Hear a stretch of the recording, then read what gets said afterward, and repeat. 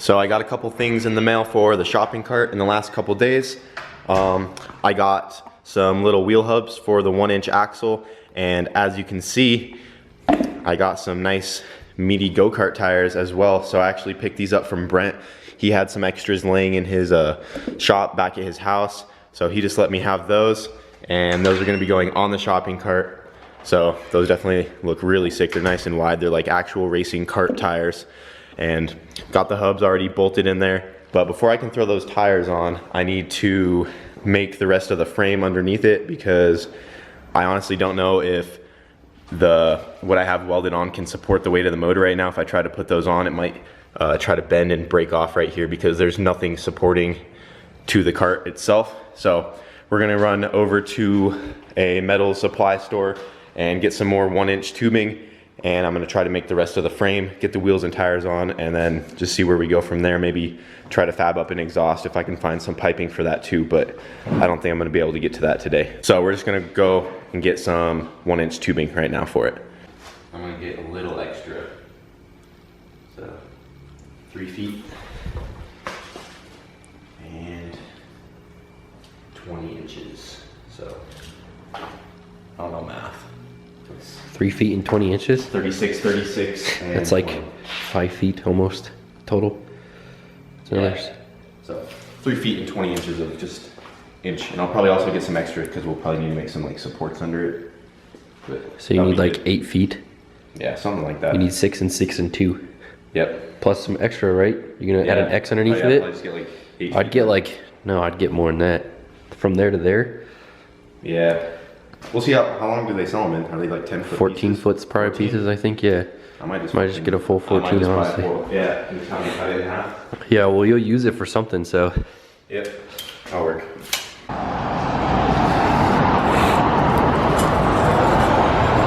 Oh yeah, that fits fine actually. Yeah. I didn't think it was gonna probably fit. like a 10-foot piston here. Easy. So dirty. Yeah, they're fucking nasty. That's why I didn't want to touch it.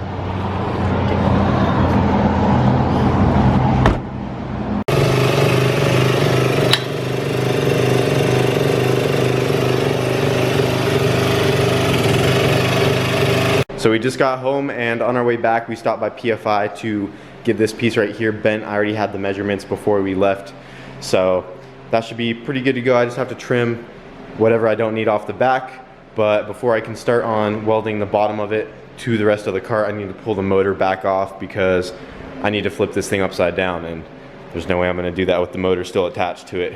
So it'll just be way easier if I pull that off real quick. So I'm going to go ahead and unbolt the motor and then get it upside down and start cutting and fitting everything together. So I just got the motor off it, and I flipped it upside down, laid the piece on there, and I think for now I'm just going to trim it right here. I have it marked.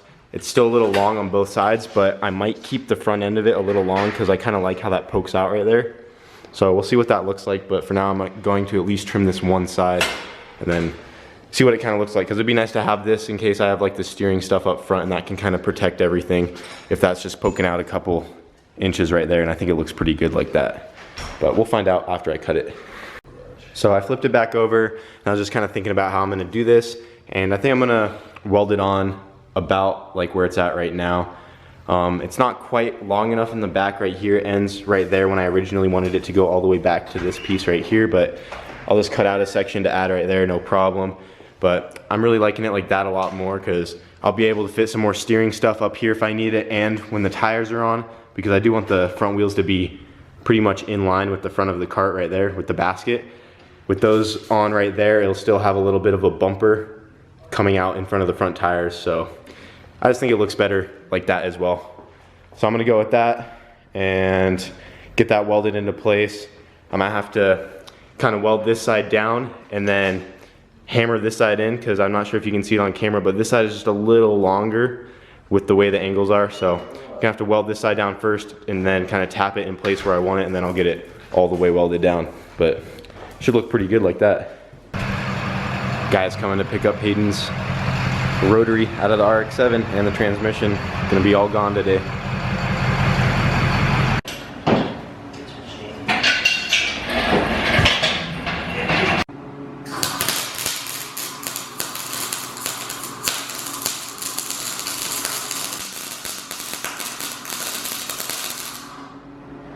Just got the bottom piece tacked on there. This is the final spot. That is where it's going to sit. So I'm really happy with how it looks. I'm really glad I added the extension on the front right there.